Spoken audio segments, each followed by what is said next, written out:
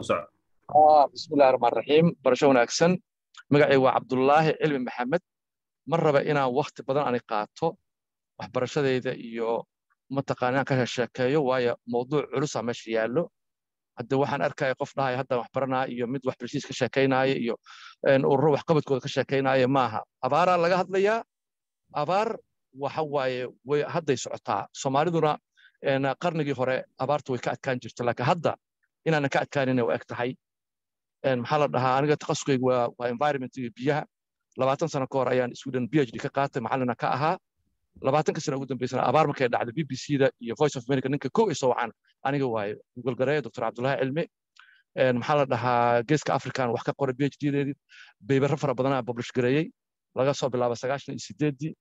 jaamacadda Muqdisho ayaan xarun weyn oo hadda ninkan saaxiibkay meesha ku jiro Dr. Shariif aan u malaynayo director-ka ninkii sameeyay aniga waaye 2003 500 buug isku keenay hadday u yaraato 20 seminar oo ku qabtay iyo workshop Muqdisho iyo Hargeysa intaana abaar uga hadlayay 15 sano ugu dambeysay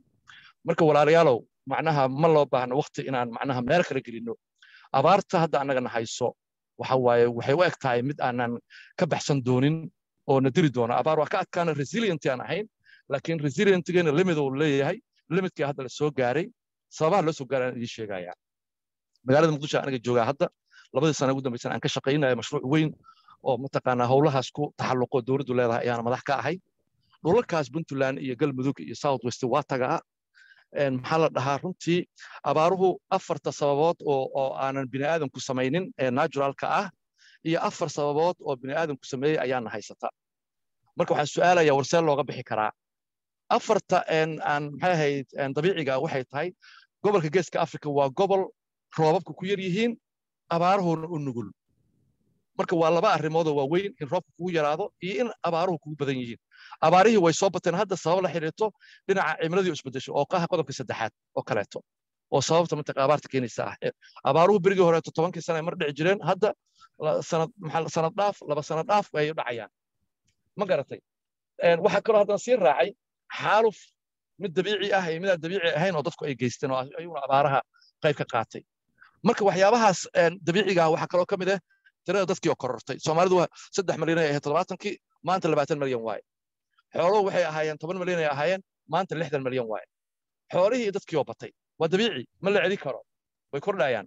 ayaguna mataqaana abaartii iyo biyayaradii dabiiciga ahayd ayay mataqaana sii kordhiyeen marka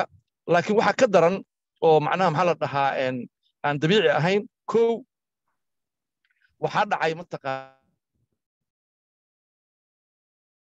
maxaa la dhahaa waxa dhacay in Soomaaliya nidaamkeedii uu burburay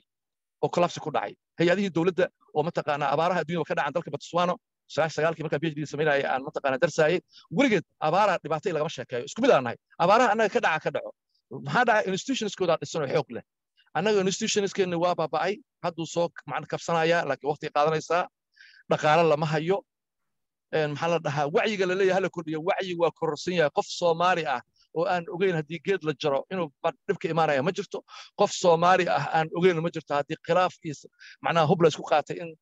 dalka burburayo abaarihi aan wax laga qeyn ma jirto wacyiga Soomaalida geela ninka cunuga jooga 15 jirka iyo odaga 80 sano jooga Muqdisho joogo waa isku wacyi way og yihiin dhibaatadan haysta inay tahay dhibaato siyaasadeed mid qabiile ah mid qaab darro ah mid mataqaana maxaa la dhahaa dhibaatooyin fara badan isku darsoontay Soomaalida wacyigeeda aad u sareeya idaacadaha dhageystaan intaasoo idaacadaha jirto marka idaacadda macna iyo wacyiga ma Soomaalida wacyigooda waa sareeyaa Soomaalidu waxa haysato mataqaana systemkeennii ayaa mataqaana burburay haddii la rabo abaar in wax laga qabto halka shay aan ku xallo waxay tahay dowladnimada in la adkeeyo dowladnimadu markay adkaato sida Botswana isku abaarnaa iyo South Africa qaybo ka mid ah waxa waaye institutionskii dhisan waa laga hortagayaa waa mataqaana maxaa la dhahaa maxay waa loo soo diyaar waa loo diyaar garooba waa loo yaan soo socoto marka waxyaabaha soo idilaa mataqaana maxaa la hortaagan waxa kale hortaagan oo mashaakilka ugu waaweyn ka mid ah dhaqaale la'aan lacag lama hayo lacag wax looga qabto aniga hadda dhul far badan aan tagay oo Galmudug iyo maxaa Puntland aan aad u tagaa waxa way dadku waa mataqaana maxay ahayd adigoo iska jeclata wax xukuumadda lacag lama hayo dhaqaale la'aan jirto aqoontiya hooseyso oo waxa jirta mataqaana maxaa la dhahaa financial resources ma jiro oo human resources ma jiro dad wax ka qaban kara mar dadkii oo dhan waa dhoofeen ama mataqaana Muqdisho soo aadeen ama siyaasaday galeen ama private sector ay galeen yaa marka mataqaana maxaa la dhahaa maxay ahayd hay'adii ka shaqeynaayo way hay'aduhu ma laha mataqaana mushaar loo soo xisho ma laha